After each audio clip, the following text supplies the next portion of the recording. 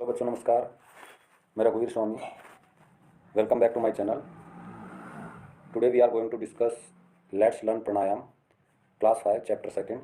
पिछले वीडियो में हमने इस चैप्टर का लगभग कंप्लीट कर लिया था। इसके अंतर्गत जो लास्ट में जो कुछ स्टेप बची हुई थी जो अपने प्राणायाम से संबंधित, वो आज हम पूरा करेंगे। तो बिना देरी किए अपने स्टार्ट करते हैं अपना वीडियो। तो यहाँ से अपने यहाँ तक अपने अध्ययन कर लिया था। इसके अंतर्गत आपको एक बार शॉर्टली मैं थोड़ा सा बता देता हूँ। अपन ने ये कुछ चार पांच क्वेश्चन किए थे और उसके बाद में शिवम और नितिन के बारे में बताया था कि शिवम और नितिन एक गार्डन में जाते हैं, वहाँ एक स्कूल टीचर योगा टीचर मिलता है और वो विभिन्न प्रकार की आकृतियाँ बना रहे थे। और शिवम आश्चर्यचकित होता है, पूछता है, और उसके बाद में शिवम और नितिन दोनों के दोनों उस ग्रुप को ज्वाइन कर लेते हैं। उसके बाद में किस प्रकार से ये योगासन किया जाता है उसके बारे में अपन ने अध्ययन किया था। अब अपन यहाँ से स्टार्ट करते हैं अपना video. Shivam and Nitin got interested, यानी शिवम और नितिन ने इंटरेस्ट लिया to join after seeking permission from the yoga teacher. Yoga teacher से उन्होंने परमिशन ली और उस ग्रुप को ज्वाइन कर लिया। The teacher started listening the step of pranayama, और टीचर ने वो जो स्टेप हैं वो सुनना स्टार्ट किया। तो इसमें देखो कितनी स्टेप है, लगभग 8-10 स्टेप हैं, आप देख सकते हैं। 5, 6, 7, 8, 9, 10, यानी 10 स्टेप हैं, अलग अलग प्रकार के जो योगासन हैं। तो उसके बारे में अपना अध्ययन करेंगे।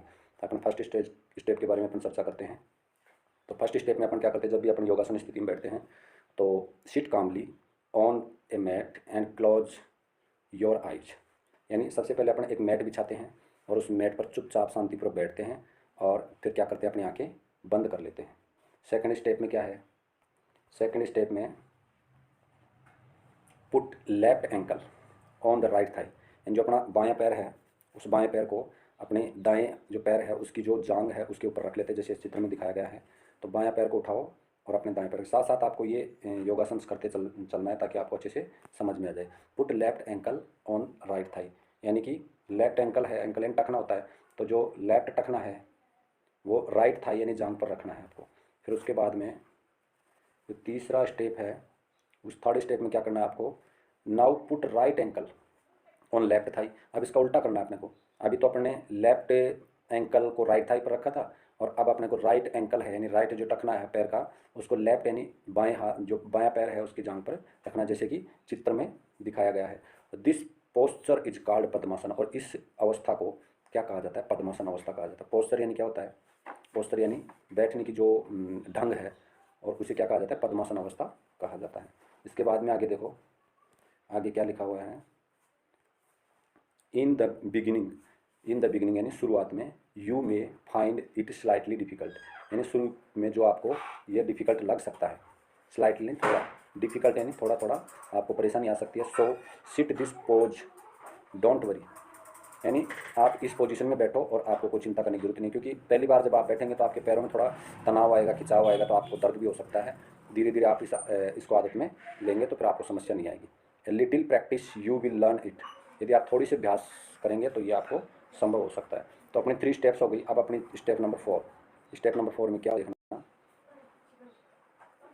प्रेस योर राइट नोस्ट्रल, यानी जो राइट नोस्ट्रल कौन सा है अपना, मेरा तो राइट नोस्ट्रल ये है, ये वाला नोस्ट्रल यानी नाक, नाक की जो नासिका होता है ना, नासिका देखो, एक नाक के 2 छिद्र होते हैं, एक इधर वाला और एक इधर वाला। तो राइट जो होता है दायां, राइट यानी दायां होता है, दायां नोस्ट्रल ये अपना, मेरा तो ये आपका मेरा विपरीत होगा क्योंकि आप देख रहे हैं मुझे। तो press right nostril with your right hand thumb, यानी राइट हैंड थम कौन सा है, मेरा हाथ का जो दायां हाथ है उसका अंगूठा ये है, तो इसे प्रेस करना, प्रेस यानी दबाना है, ऐसे ऐसे ये दबा रखा है देखो इन्होंने। और उसके बाद क्या करना है, and breathe in slowly from left nostril, और धीरे धीरे क्या करता है, श्वास को अंदर लेना है। देखो अभी मैं ले रहा हूँ, ठीक है। फिर उसके बाद में do this till your lungs are full, जब तक ये श्वास तब तक खींचनी है जब तक तुम्हारे फेफड़े फुल ना हो जाएं, तुम्हें और वायु अंदर ना जा पाए, इतनी वायु आपको खींचनी है। तो और फिर क्या करना है, इसको थोड़ी देर रोकना है। तो इस अवस्था को जो आप जो ऊपर खींच रहे हो, इस वायु को वापस अपने फेफड़ों में ले रहे हो, this process of breathing in is called पूरक, इसे पूरक कहा जाता है। इस अवस्था को क्या कहा जाता है, पूरक अवस्था। उसके बाद में आपके 5th नंबर का जो स्टेप है ये देखो आप, hold your breath 5 to 10 second on और only as long as your comfortably can. मतलब ये बता रहा है कि होल्ड यानी रखो, ब्रीथ योर ब्रीथ जो तुम्हारी जो ऑक्सीजन आपने जो फेफड़ों में ली है उसको 5 या 10 सेकंड के लिए रोको अपने फेफड़ों में, या फिर जितनी देर आप रोक सकते हो सकता है आपके 10 सेकंड से ज़्यादा भी रोक सकते हो सकता है आपको 5 सेकंड से कम भी रोक सकते हो, यह आप पर निर्भर करता है। तो एज लॉन्ग एज का मतलब जितनी देर आप महसूस कर सके, आप आरामदायक महसूस कर, कंफर्टेबली कैन जितना तुम महसूस कर सकते हो। और इस रोकने वाली स्थिति को अपना this process of holding breath, जो ब्रीथ को होल्डिंग करते हैं, ब्रीथ को नहीं हवा को जो अपन अंदर रोकते हैं, उस अवस्था को अपन कुंभक कहते हैं। क्या कहते हैं? Kumbhak. This process holding breath is called kumbhak, यानी जिस इस ऑक्सीजन को अपने फेफड़ों में रोकते हैं उसको क्या कहते हैं? कुंभक। अब अपना 6 नंबर का स्टेप आएगा। कौन सा नंबर का है? 6 नंबर। 6 नंबर का स्टेप आपको देखना है। अब 6 नंबर का स्टेप में क्या? Now release the thumb and close the left nostril. अब क्या करना है? धीरे धीरे उस ऑक्सीजन को कौन से नाक से छोड़ना है? लेफ्ट नोस्ट्रल से। यानी इस नोस्ट्रल को आपने खींचा, देखो अब कुछ देर के लिए, जैसे जितनी देर आप रोक सकते हो उतनी देर रोक दिया, तो उस अवस्था को तो खींचने वाली अवस्था को तो अपने पूरक कह दिया, और जितनी देर अपन अपने फेफड़ों में ऑक्सीजन को रोक सकते हैं, वायु को रोक सकते हैं, उस अवस्था को अपन ने क्या कह दिया? कुंभक। और अब जितने रोकने के बाद में अपने को क्या करना है? ऑक्सीजन को यानी जो अपने वायु को बाहर निकालना है। तो उस अवस्था में अपन क्या करेंगे? लेफ्ट इससे अपने वायु को खींचा तो क्या करेंगे? अपने जो लेफ्ट नोस्ट्रल है उससे अपने को विद योर फिंगर, और लेफ्ट नोस्ट्रल को दबाना है आपको। अब इसको लेफ्ट वाले को यानी बायां जो नाक है उसको अपनी जो उंगली है मिडिल फिंगर उससे इसको दबाना है, और दबाकर धीरे धीरे उसको वायु को बाहर निकालना है। तो left nostril with your finger, then breathe out slowly through your right nostril, और धीरे धीरे आपकी ऑक्सीजन को वायु को बाहर निकालना है। इस प्रोसेस को क्या कहते हैं? This process of breathing out is called rechak, यानी जो अपने वायु को बाहर निकालते हैं इस अवस्था को अपन रेचक कहते हैं। तो 3 अवस्थाएं हो गई। एक तो हो गई पूरक। पूरक में तो अपना दायां जो नाक है उसको दाएं जो अंगूठा है उससे दबाना, बाएं नाक से अपने को हवा खींचनी है। अब ये खींचने वाली अवस्था पूरक हो गई। फिर अपन कुछ देर के लिए वायु को रोकेंगे तो उस अवस्था को कुंभक कहेंगे। फिर क्या करेंगे? दाएं हाथ की जो मिडिल फिंगर है इसको दबाएंगे, कौन से? जो लेफ्ट नोस्ट्रल है ना, बायां जो नाक है उसको दबाएंगे, नासिका को, और लेफ्ट राइट वाला जो नोज है नोस्ट्रल उससे धीरे धीरे धीरे धीरे सो वायु को बाहर निकालने, और इस बाहर निकालने वाली अवस्था को क्या कहते हैं? रेचक कहते हैं। ये आपका स्टेप देखो। 7 नंबर का step, now breathe in from the right nostril. अब क्या करना है कि एक बार तो इससे इसको दबा के इधर से खींचा, फिर रोका, फिर इससे दाएं हाथ की बीच की उंगली है उसे लेफ्ट वाले जो नोस्ट्रल है उसको दबाकर, और इसे राइट वाले जो नासिका नोस्ट्रल है इसे वायु बाहर निकालते हैं, और फिर इसी से वापस खींचते हैं। और फिर आगे की स्थिति क्या होती है कि फिर वापस क्या करते हैं अपने? इसे लेफ्ट राइट थंब से और राइट नोस्ट्रल को फिर प्रेस करते हैं, और फिर लेफ्ट नोस्ट्रल से इसको वायु, ऐसे ही प्रक्रिया चलती रहती है। तो ये क्या है 7 नंबर का कि now breathe in from the right nostril. और अपन क्या करना है कि राइट नोस्ट्रल से यानी दायां जो नाक है उससे क्या करना है अपने को? ऑक्सीजन खींचनी है। फिर क्या है 8 नंबर का स्टेप है, 8वीं नंबर की जो स्टेप उसमें क्या करना है? Hold your breathe again. फिर वायु को अपने क्या करना है? वहाँ रोकना है, और रोकना। उसके बाद में 9th नंबर की स्टेप क्या करती है इसमें? Now press the right nostril with thumb and breathe out from left nostril. Same प्रक्रिया जो शुरू में हुई वही प्रक्रिया बार बार चलती रहेगी। नाउ प्रेस, अब दबाओ राइट नोस्ट्रल यानी दाएं नासिका को with thumb and breathe out left nostril, और इसे दबाकर और इसे वापस बाहर निकालना है। तो ये प्रक्रिया आपकी ऐसे चलती रहेगी। लास्ट की 10 नंबर की स्टेप है, उसमें क्या करना है आपको? You may start with 5 round and increase up to 15 to 20 round. यानी शुरू में आप हो सकता है कि 4 से 5 राउंड करो, और उसके बाद में आप 15 से 20 राउंड तक इसे बढ़ा सकते हैं। ये आपकी कौन सी अवस्था हो गई? ये अवस्था आपकी अनुलोम विलोम, जिसको अपने हिंदी में बोल सकते हैं अनुलोम विलोम वाली अवस्था हो गई। तो ऐसे आप घर पे बैठ के ये कर सकते हो, और अपने प्रेयर असेंबली में भी आप ये कर सकते हो। तो आगे देखना आगे क्या है।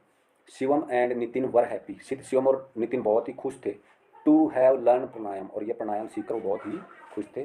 दे थैंक्ड द योगा टीचर। वो योगा टीचर को क्या करते हैं? थैंक यू बोलते हैं। And decided to come to park and attend the yoga class daily. और वो निश्चय करते हैं कि हम रोज़ के रोज़ यहाँ पार्क में आएंगे और योगा टीचर से ये योगा सीखेंगे। ठीक है, ये आपका चैप्टर कंप्लीट है। उसके बाद में आपकी कुछ ग्लोसरी है, कुछ आपके जो वर्ड्स हैं वो आप इसमें देख सकते हो। आप इनको घर पे या क्लास में आप इनको तैयार कर सकते हो। देखो प्लीजेंट, प्लीजेंट यानी सुहावना, प्लीजेंट मॉर्निंग आई थी ना, इसका मतलब सुहावनी सुबह। ट्रैक, जो पार्क में, जो पार्क के चारों ओर जो दौड़ने का स्थान होता है उसको ट्रैक बोलते हैं। पोज यानी मुद्रा, मुद्रा का मतलब जिस स्थिति में इंसान बैठता है उसको पोज बोलते हैं या मुद्रा बोलते हैं, भाई इस मुद्रा में बैठा है। वंडर, जानने को उत्सुक होना, जानने का उत्सुक यानी किसी चीज़ की जिज्ञासा होना, उसको वंडर, आश्चर्यचकित होना भी बोल सकते हैं इसको। और क्यूरोसिटी यानी होती है जिज्ञासा, क्यूरोसिटी यानी जिज्ञासा। जिज्ञासा का मतलब किसी चीज़ के जानने की इच्छा को जिज्ञासा कहते हैं। एक्सटेंशन यानी विस्तार करना, किसी चीज़ को, जैसे आप एक बार योगा स्टार्ट किया और 1-2 राउंड अभी बोला था ना कि आप शुरू में तो 4-5 राउंड के लिए कर सकते हो, उसके बाद में 15 से 20 राउंड बढ़ा सकते हो, तो ये आप उसका एक्सटेंशन कर सकते हो।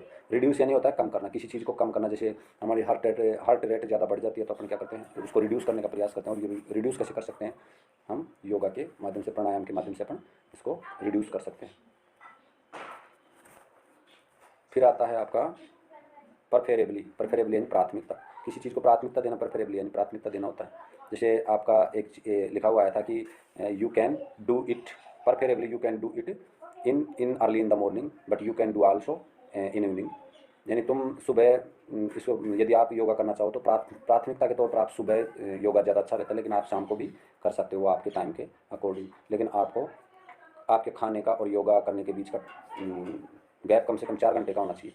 सीख यानी होता है मांगना, जैसे अपन परमिशन लेते हैं ना किसी से, सीकिंग परमिशन, तो यो उन्होंने शिवम ने और उन्हें योगा टीचर से परमिशन मांगी तो उसे उसके लिए सीख का प्रयोग होता है। कामली यानी होता है शांतिपूर्वक, कामली यानी शांतिपूर्वक, यानी शांतिपूर्वक बैठ कर, क्योंकि योगा होता है ना तो उसमें अपन चुपचाप आराम से बैठ कर ये योगा करते हैं, किसी से बातें नहीं करते और किसी से बोलते नहीं हैं। फिर आता है स्लाइटली, स्लाइटली यानी थोड़ा सा। फिर कंफर्टेबली यानी आराम से, यानी किसी चीज़ को आराम से अपन करते हैं। तो चलो बच्चों, आज के लिए इतना ही काफ़ी। और क्योंकि मैं ज़्यादा वीडियो को ज़्यादा लंबा नहीं करना चाहता, यदि वीडियो ज़्यादा लंबा हो जाएगा तो आप बोर होने लग जाएंगे।